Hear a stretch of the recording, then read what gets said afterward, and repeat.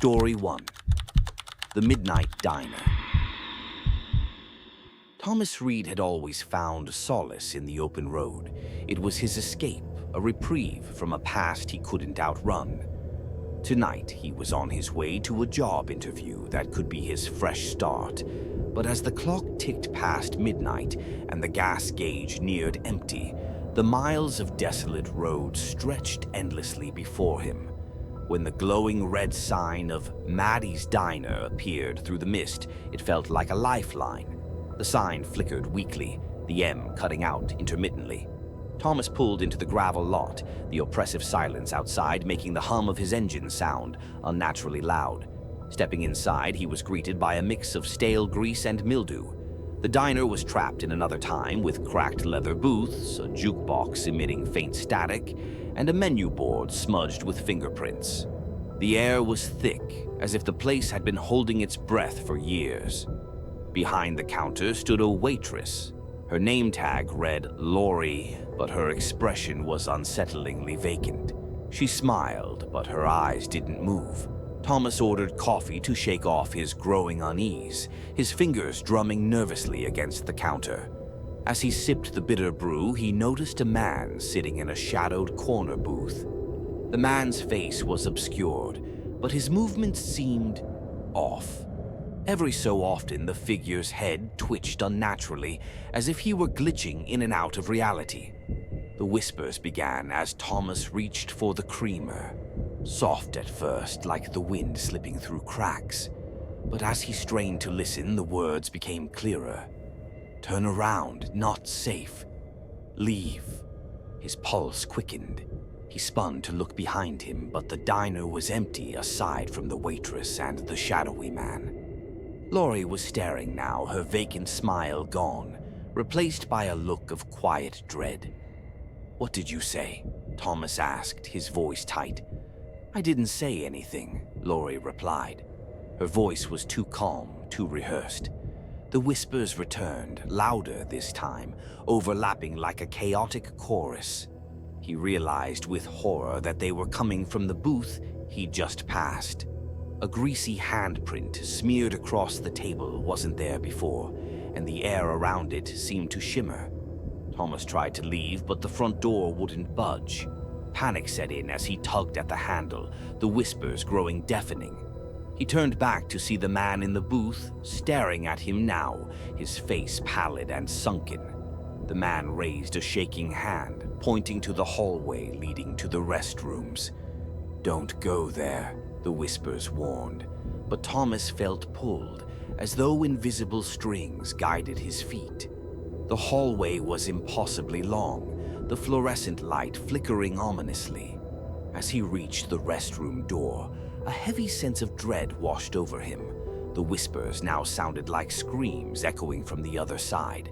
When he pushed the door open, the scene inside was nightmarish. The mirror reflected not himself, but countless faces, twisted, anguished, their mouths moving silently as if trapped in some eternal torment. One of them was Lori, her hollow eyes meeting his. Thomas stumbled back into the diner, gasping. It was empty now, no waitress, no man in the booth. But on the counter lay an old newspaper. The headline read, "Disappearance at Maddie's, locals vanish without a trace." Beneath it, a photograph caught his eye. It was of the diner, looking exactly as it did now.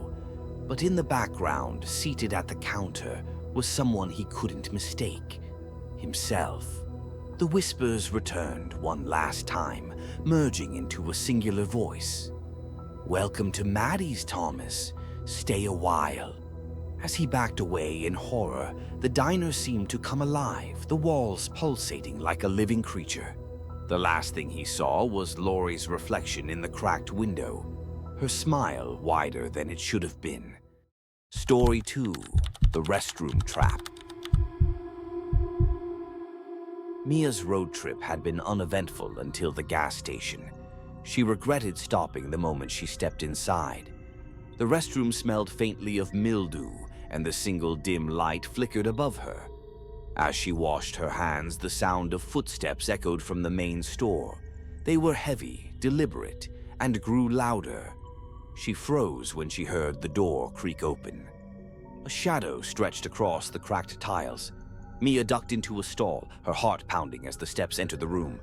The man muttered to himself, his voice low and unsettling. "Where are you hiding, little rabbit?" Her breath came in shallow gasps. She clamped a hand over her mouth, desperate to remain silent. The man's boots scuffed against the floor, pausing just outside her stall. The faint sound of his ragged breathing filled the space. Mia's mind raced. Had she locked the stall? She couldn't remember. Her eyes darted to the flimsy lock, praying it would hold. The man crouched, and Mia saw his eyes peering through the gap below the door. She stifled a scream, her entire body trembling. He stood abruptly and moved to another stall, muttering curses.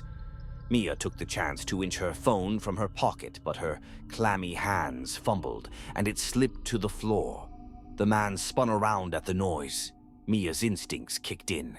She threw open the door, slamming it into the man's face, and bolted for the exit. She didn't stop running until she was back in her car, shaking uncontrollably. As she sped away, relief washed over her until her phone buzzed. She glanced down and saw a photo of herself hiding in the stall. Story 3. The Gas Station Basement. The gas station at the edge of town had always felt off. Its flickering neon sign barely illuminated the cracked pavement, and the faint static from a dusty radio inside set Chris's nerves on edge. "You're such a wimp," joked Tyler, one of his friends, as they waited for the cashier to return. Chris ignored him, his attention drawn to a faint tapping sound coming from below. The cashier, a grizzled old man, returned with their drinks and noticed Chris's expression. "You don't want to go poking around down there," he warned, gesturing toward the basement door. "Nothing good down there." But curiosity won out, and after the man left for the night, Chris and his friends decided to explore. The tapping had grown louder, almost insistent. The basement was cold, with a damp smell that made Chris gag. The light from their flashlights revealed scratches on the walls, deep and erratic. A pile of shoes and torn clothing lay in a corner, none of which belonged to the cashier. Then came the sound again, louder now, like desperate pounding. It echoed from a vent in the far wall. Tyler, ever the skeptic, knelt to peer inside. "Just rats," he scoffed, but his voice faltered. A pair of eyes stared back at him.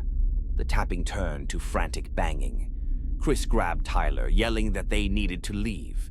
As they scrambled up the stairs, the banging grew deafening, accompanied by an unearthly wail that made Chris's skin crawl. They barely made it out. As Chris drove away, his phone vibrated with a voicemail notification. When he played it, the tapping sound echoed from the speaker. The next morning, a strange symbol was etched into his car window.